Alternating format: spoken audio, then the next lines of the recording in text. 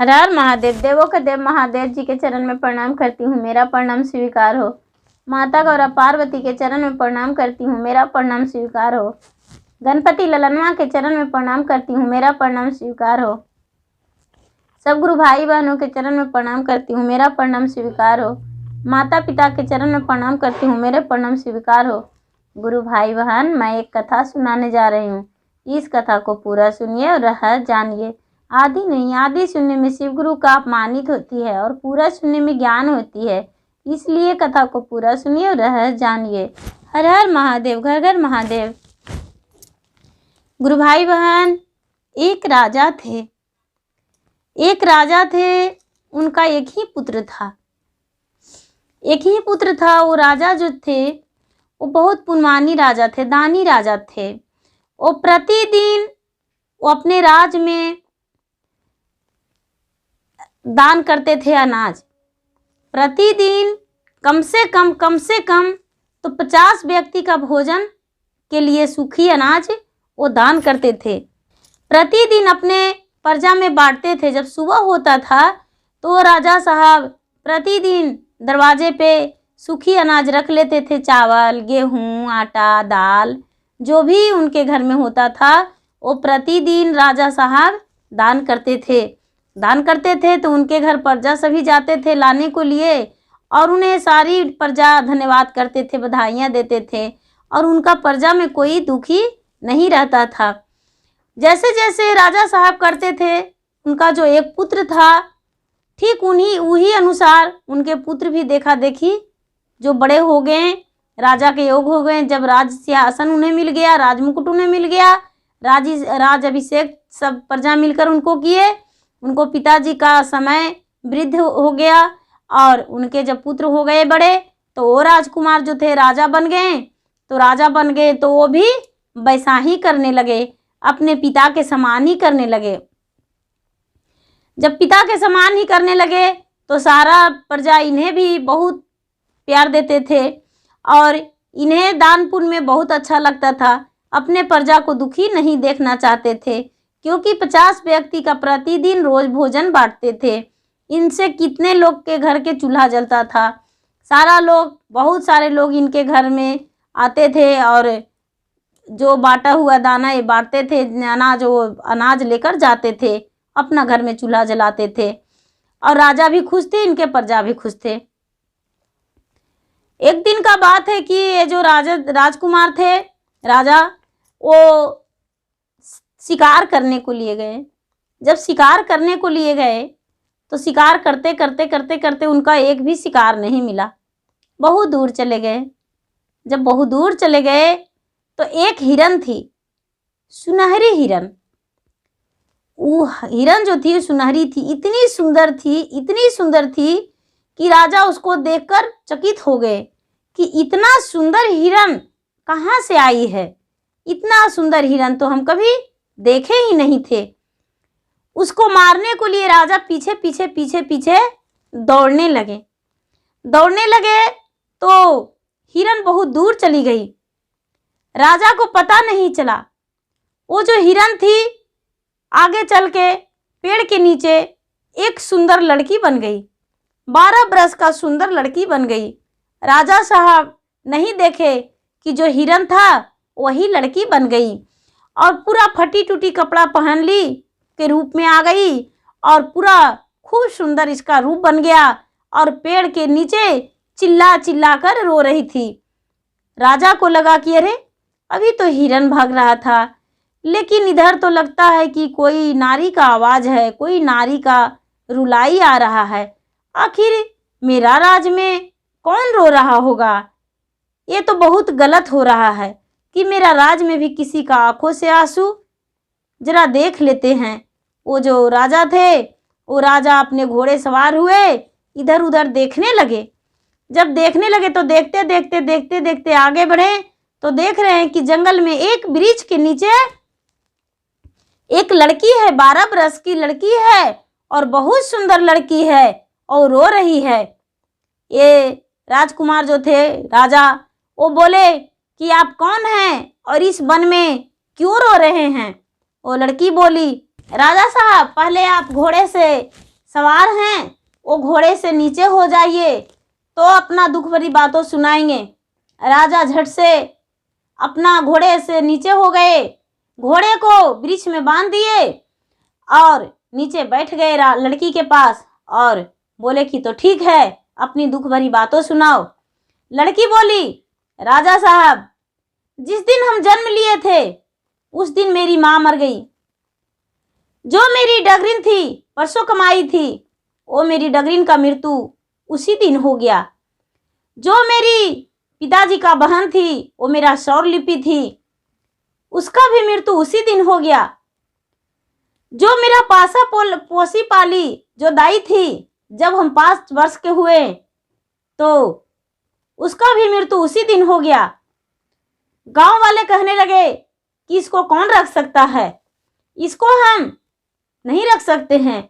गांव वालों ने मुझे देखना भी पसंद नहीं करते थे।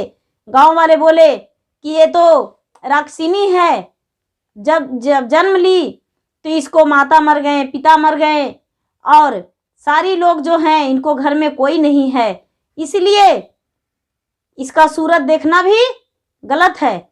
हम लोग का भी कुछ ना कुछ दिक्कत होगा। गांव वालों ने मुझे नहीं स्वीकारे और इस जंगल में मुझे आंख में पट्टी बांधकर पहुंचा गए हैं। मैं कहाँ बताऊं कि उस राजा का पुत्री हैं, उस रानी का पुत्री हैं, उस राज के हम वासी हैं, कहाँ बतावें, मुझे कुछ नहीं पता। राजा साहब बोले कि तो ठीक है, चलिए मेरे घर और मेरे घर रहिएगा। आप जैसा तो मेरे घर में बहुत सारे दाई दासियां हैं, चलिए उन्हीं के साथ अपना समय दीजिएगा।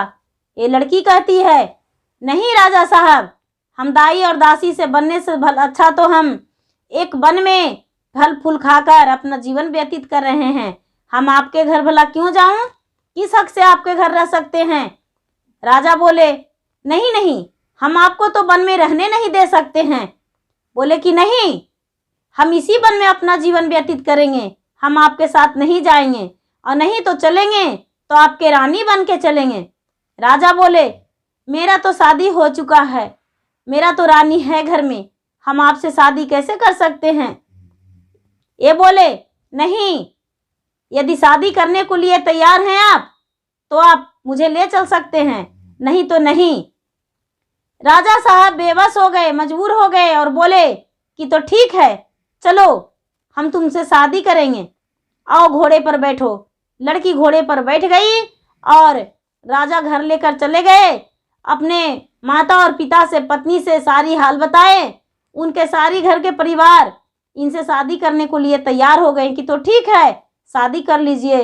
राजा अपने प्रजा के सामने उन लड़की से शादी कर लिए और अपना रानी बना लिए। नई रानी कह के वो जाने जाते थे, सारा लोग उन्हें नई रानी कहते थे।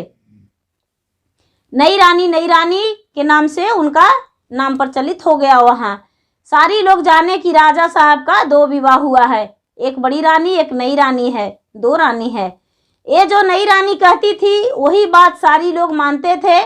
लेकिन नई रानी जब से गई तब से क्या करती थी कि इसके पास जड़ी था, वो जड़ी थोड़ा सा भोजन में, राजा के भोजन में दे दिया करती थी कि 6 महीने होते होते राजा का मृत्यु हो जाएगा। और ये जो रानी थी वो राक्षिनी थी और थोड़ी सी जड़ी उसमें डाल दिया करती थी। राजा जब भी भोजन करते तो पूरा बेचैन हो जाते थे, उनका पेट में दर्द हो जाता था और परेशान हो जाते थे। दिन पर दिन राजा पूरा दुखी रहने लगे, अपने शारीरिक कष्ट से बेचैन थे। ना उन्हें भोजन किया जाता पूरा जी भर के, और नहीं तो स्वस्थ रह पाते थे, बड़े दुखी रहते थे। राजा को पूरा हाकिम वैद्य आने लगे देखने को लिए, लेकिन राजा साहब ठीक नहीं हुए। कोई भी इनका बीमारी का पकड़ नहीं पाया, क्योंकि ये जो राक्षिनी थी वो प्रतिदिन कोई गलत जड़ी दिया करती थी उनके भोजन में, उन्हें मरने के लिए। जब 3 महीना बीत गया तो राजा सोचे कि इतना बड़ा बड़ा हाकिम वैद्य डॉक्टर सब आते हैं इलाज करने को लिए और मेरा इलाज नहीं कर पाते हैं, इसलिए हम अपना घर को त्याग कर और कहीं दूसरे जगह चले जाएंगे। हम इस जगह पर रहकर क्या कर सकते हैं, हम जाते हैं, कहीं दूसरे जगह रहेंगे। और राजा साहब अपना घर को त्याग कर दिए। घर को त्याग कर दिए, घर से को छोड़कर चलने लगे। वो किसी से नहीं बताए, नहीं माता से, नहीं पिता से, नहीं पत्नी से, किसी से भी नहीं बताए, और घर को त्याग कर उन घर से निकल दिए। घर से जब निकल दिए तो महादेव जी को दया आया कि इतना बड़ा राजा है, इतने बड़े पुण्यवानी राजा है, इतना लोग को रोज भोजन देता है, अन्न दान करता है और वस्त्र दान करता है, पूजा करता है। यदि राज छोड़कर चला जाएगा तो इसका प्रजा तो व्याकुल हो जाएगा, इसके बिना इसका प्रजा अधूरा रहेगा। जैसे सर है कि ताज के बिना अधूरा रहता है, उसी तरह राजा के बिना प्रजा अधूरा रहता है। इसके बिना कैसे राज चल सकता है। भगवान क्या किए कि एक महात्मा का रूप धर लिए, एक महात्मा का रूप धर के और राजा के आगे आगे, जैसे उनका जमीन पे पाँव नहीं, जैसे पक्षी उड़ता है उसी तरह हवा में उड़ते जा रहे थे महादेव जी। हवा में उड़ते जा रहे थे। थोड़ी देर पर एक जड़ी बूटी का थैली गिर गया बाबा का, महादेव जी का। ये रचना रचे महादेव जी। ये जो राजा थे वो राजा जड़ी बूटी का थैली हाथों में उठा लिए तो देख रहे हैं कि अरे ये तो बाबा का गिरा है, वो महात्मा जा रहे थे उनको गिरा है। ये बहुत दूर राजा साहब पीछा किए, लेकिन वो जो महात्मा थे वो कहीं नहीं दिखे। राजा साहब सोचे इसी जगह पे हम रह जाते हैं, हो सकता है इसकी जरूरत हो तो महात्मा जरूरी आएंगे। वो राजा साहब रात बिताने को लिए वहीं पर तैयार हो गए। जब ठीक आधी रात हुआ तो महादेव वहां पे आए। जैसे गए थे उड़ते उड़ते, उसी तरह उड़ते उड़ते जमीन पे पाँव नहीं रखते हुए और वहां पर आए और कहने लगे कि तुम कौन हो जो मेरा सामान चुरा लिया हो। ये राजन बोले नहीं नहीं नहीं महात्मा, हम नहीं चुराए हैं। बोले कि अच्छा नहीं चुराए हो तो तुम्हारे पास मेरा जड़ी बूटी का जो थैली है वो कैसे आया। बोले कि महात्मा आपके पीछे पीछे हम बहुत दूर आए, तो बहुत पहले गिर चुका था, ले लीजिए। आपके हम चरण धर के माफ़ी मांगते हैं, गलती हो गया, हम आपको देने को लिए बहुत दूर गए लेकिन आप नहीं मिले, इसलिए अपना ये जो थैली है वो ले लीजिए। वो थैली बाबा को लौटाते लौटाते राजा बोले कि क्या चीज़ का जड़ी है। बोले कि ये जो जड़ी है इसमें किसी भी बीमारी ठीक हो जाएगा। बोले राजा कि महात्मा आप यदि बुरा ना माने तो मैं भी आपसे कुछ कहना चाहता हूँ। बोले कि क्या। बोले बाबा क्या कहूँ, मुझे 3 महीने से पूरा बेचैन रहता है पेट, मेरा शरीर टूटता है, मेरा लगता है अकबक जान लगता है कि मैं नहीं बचूंगा, इसलिए क्या इसका कोई इलाज नहीं है। ये महात्मा बोले इसका तो बहुत इलाज है, लाओ अपने हाथों दो। वो राजा जो था वो हाथ दिया, बाबा हाथ लिए और बोले क्या 3 महीने पहले तूने शादी किया है। बोले हाँ। बोले कि वो जो लड़की है वो राजसिनी है, उसका तू त्याग कर दो। राजा बोला नहीं हम ऐसा नहीं कर सकते हैं, वो कोई राजसिनी नहीं है, वो ये झूठी बात है, आप कोई महात्मा नहीं है, आपको हम बात नहीं मान सकते हैं। बोले कि बाबा बोले जब मेरा बात पे भरोसा नहीं है तो लो ये जड़ी खा लो, 3 दिन लगातार खा लो, यहीं पर रहना, तुम्हारा शरीर बिल्कुल स्वस्थ हो जाएगा। उसके बाद तू लौट जाओ घर, और घर लौट कर और बोलना अपने पत्नी से कि हम कहीं दूसरे जगह सोएंगे और अपना लिए एक छोटा सा कुटिया बनवा लेना और उसी जगह सोना। क्या करना कि अपना जो खटिया रहेगा वो खटिया के चौबगल गड्ढा खतवा देना और उस पर पतला पतला लकड़ी धरवा देना, और खटिया जो रहेगा वहाँ पे गड्ढा नहीं रहेगा, वहाँ पर खटिया बिल्कुल अच्छा से रहेगा और तुम्हारा तो देखा हुआ रहेगा। रात्रि में तुम्हारी रानी जो है वो मारने को लिए पहुँचेगी, तुमको खाने को लिए। यहाँ पर तुम्हारा प्रजा के डर से और तुम्हारा दाई दासी के डर से वो तुम्हें नहीं खा पा रही है। राजा ऐसा ही किए और ऐसा करके और वो अपना कुटिया बहुत दूर में, घर से दूर में बनवा लिए और बनवाकर और गड्ढा चारों ओर खतवा दिए और बीच में अपना खटिया बिछा दिए। खटिया बिछवा दिए और बिछाकर और जो गड्ढा था उस पे पतले पतले लकड़ी धर के और उस पे बिछावन लगा दिए कि जिसमें किसी को पता न चल पाए कि नीचे गड्ढा है।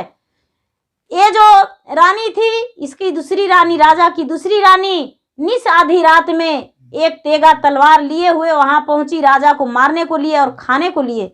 निस आधी रात में पहुंची तो जैसा ही पाँव धरी, हाथ में तेगा, राजा देख रहे थे कि यहाँ मेरी रानी आई है हाथ में तेगा तलवार लेकर मुझे काटने को लिए। राजा कुछ नहीं बोले। राजा के करीब आते आते रानी जो थी वो पाँव धरी तो गड्ढा में गिर गई वो राक्षसिनी। जब गड्ढा में गिर गई तो उसका जो असली रूप था राक्षसिनी का, वो राक्षसिनी बन गई गड्ढा में गिरकर। जब राक्षसिनी बन गई तो राजा देखने लगे तो देख रहे हैं कि जो मेरी पत्नी थी एक बहुत बड़ी भयानक शरीर का एक राक्षसिनी बन गई। गड्ढा में गिरते ही एक राक्षसिनी जब बन गई तो राजा साहब चुपचाप उस वक्त रह गए। जब सवेरा हुआ तो सारी लोग को, प्रजा को बुलाए और बोले कि देखिए ये जो मेरी दूसरी पत्नी है, नई पत्नी है, नई रानी है, इसका ये रूप है। आप लोग इसे क्या करना चाहते हैं? ये मुझे मारना चाहती थी, देखिए हाथ में इसका कटार है और मुझे खाने आई थी रात्रि में, क्या करूं? सारी प्रजा ने बोले कि महाराज इसे इस गड्ढे में ही छोड़ दीजिए और इसे मिट्टी से भर देते हैं। राजा कहने लगे इसे तो हम अपना पत्नी स्वीकारे थे।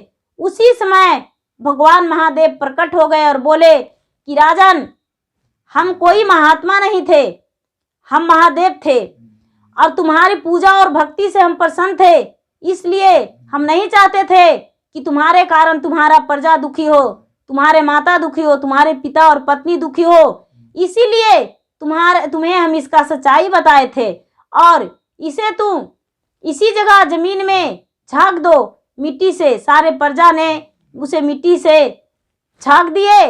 वो जो राक्षसिनी थी उसी गड्ढे के अंदर रह गई और ऊपर से उसे मिट्टी से चाप दिए और राजा को बोले कि जाओ, जैसे तूने पत्नी माना था उसी तरह अपना इसका पूरा विधि विधान के अनुसार ब्राह्मण को जोनार करा दो और इसका कर्मठ पूरी कर दो और अपना घर में सुखी जीवन बिताओ। ये राजा ने अपने महादेव के कहने के अनुसार घर में ब्राह्मणों को जोनार करे, जैसे शोक दिवस मनाते हैं उसी तरह उसकी नई रानी के बदले में शोक दिवस मनाए और मनाकर और उनकी जो क्रिया कर्मठ होता है वो क्रिया कर्मठ राजा किए और जो भी करना था वो सब कुछ करके और राजा अपने रानी के साथ, अपने माता पिता के साथ, अपने प्रजा के साथ बिल्कुल स्वस्थ होकर सुखी जीवन बिताने लगे और राजा साहब खुश रहने लगे।